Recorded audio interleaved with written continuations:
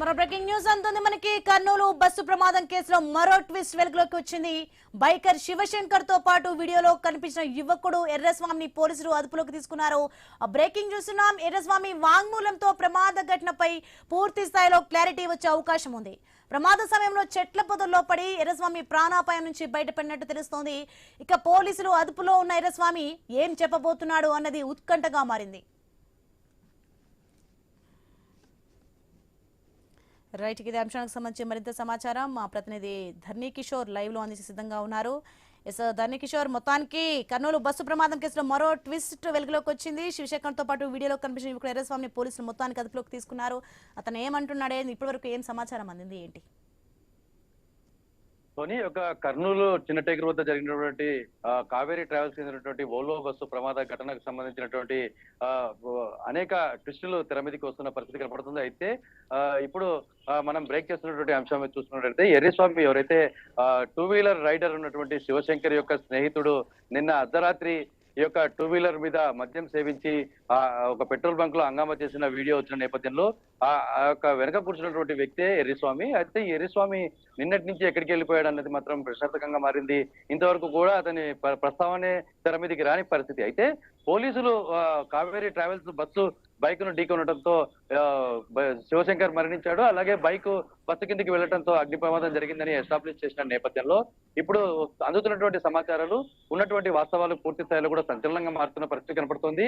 అయితే ఈ యొక్క బస్సు ప్రమాదానికి సంబంధించి బైక్ ప్రమాదానికి సంబంధించి కావేరీ బస్సు ట్రావెల్స్ కంటే ముందే ఈ యొక్క బైక్ యాక్సిడెంట్ కు గురైంది.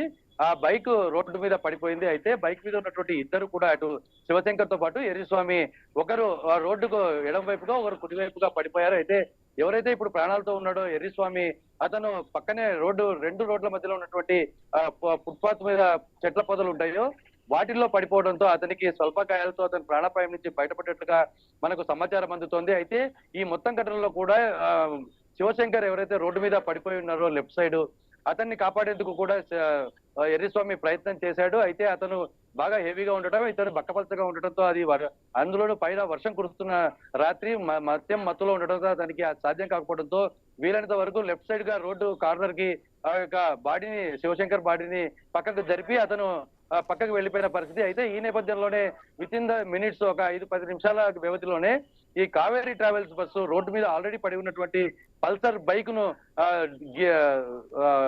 గుద్దుకుంటూ వెళ్లి దాన్ని తీసుకెళ్లిపోవడం జరిగింది. అంటే అది ఆ యొక్క ఫోర్స్ లో బస్సు 100-150 స్పీడ్ లో వెళ్తున్నటువంటి బస్సు ఒక్కసారిగా రోడ్డు పక్కన పడినటువంటి బైక్ ను లాక్కెళ్లిపోవడంతో ఒక్కసారిగా కూడా ఆ రాపిడికి ట్యాంకర్ నుంచి పెట్రోల్ లీక్ అవటం, నిప్పులు చెలరేగడంతో ఒకసారిగా కూడా అగ్ని ప్రమాదం సంభవించింది. పూర్తిగా మంటలు చెలరేగాయి. అయితే బస్సు కిందికి ఈ యొక్క టూ వీలర్ బైక్ వెళ్లిపోయినట్లుగా మనకు సమాచారం అందుతుంది. అయితే ఇదంతా పూర్తి స్థాయిలో ఎస్టాబ్లిష్ పోలీసులు ఎంతవరకు చేశారు? కేవలం కావేరీ ట్రావెల్స్ బస్సు బైక్ ను ఢీకొంది, బైకర్ చనిపోయాడు, ఒక్కడే ఉన్నాడు కాబట్టి దానివల్లనే ప్రమాదం జరిగింది అని చెప్పి మాత్రమే పోలీసులు నిర్ధారణ చేశారు. అయితే ఈ యొక్క ప్రమాదానికి కావేరీ ట్రావెల్స్ కంటే ముందు ఏ బస్సు, ఏ వాహనం ఈ యొక్క బైక్ ను ఢీకొన్నది, లేకపోతే అన్న అంశాలను ఎక్కడ కూడా పోలీసులు నిర్ధారించడం లేకపోవడం అన్నది ఇక్కడ ఈ యొక్క దర్యాప్తులో ఒక పెద్ద లోపంగా మనము భావించాల్సి ఉంటుంది. అయితే ఇప్పటికే ఈ యొక్క ఎర్రస్వామి ఎవరైతే ఉన్నారో ఇతను లక్ష్మీపురానికి చెందిన వాడిగా తెలుస్తుంది. అంటే కర్నూలుకు సమీపంలో ఉన్నటువంటి లక్ష్మీపురం గ్రామానికి తన తల్లి వద్దకు వెళ్లి అక్కడి నుంచి కూడా ఆ తల్లి దగ్గర కొంత డబ్బులు తీసుకొని డోన్ లో గ్రానైట్ వర్క్ చేసుకోవడానికి ఒక కూలిగా వెళ్తున్నాము నేను నా స్నేహితుడు అని చెప్పి ఇంటి నుంచి వెళ్ళినట్టుగా సమాచారం అందుతోంది. ఈ నేపథ్యంలోనే వారు మద్యం సేవించి భోజనం చేసిన తర్వాత పెట్రోల్ బంక్ లో పెట్రోల్ కోసం వెళ్లారు. అక్కడి నుంచి ప్రమాద ఘటనా స్థలం వరకు వాళ్ళ ప్రయాణం కొనసాగింది.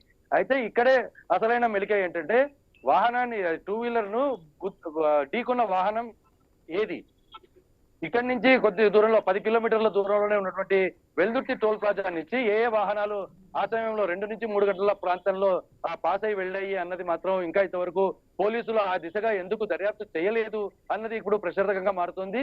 అసలు బైక్ డోన్ నుంచి వచ్చిందని చెప్పి ఒకసారి చెప్పారు. అంటే బస్సుకు ఇప్పుడు కావేరీ ట్రావెల్స్ బస్సు బెంగళూరు వైపు వెళ్తుంటే దానికి ఆపోజిట్ లో వచ్చి గుద్దుకుందని ఒకసారి పోలీసులు చెప్పడం, మరొకసారి మాట మార్చడం, హోంమంత్రి అలాగే రవాణా శాఖ మంత్రి ఇలా మంత్రులతో పాటు అధికారులందరూ కూడా తలా ఒక మాట మాట్లాడి మొత్తం కన్ఫ్యూజ్ చేసిన ఈ అంశంలో ఈ యొక్క ఎవరైతే ఎర్రస్వామి ఉన్నాడో ఇతను ప్రధాన కీలక పాత్ర పోషించబోతున్నాడు. ఇతను పోలీసుల అదుపులో ఇప్పుడు ఉన్నట్లుగా సమాచారం అందుతోంది.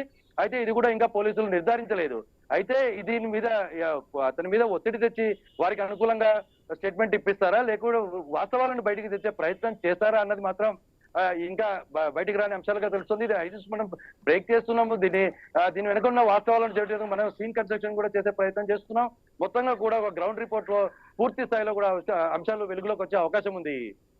Soni, right, thanks for the information Kishore.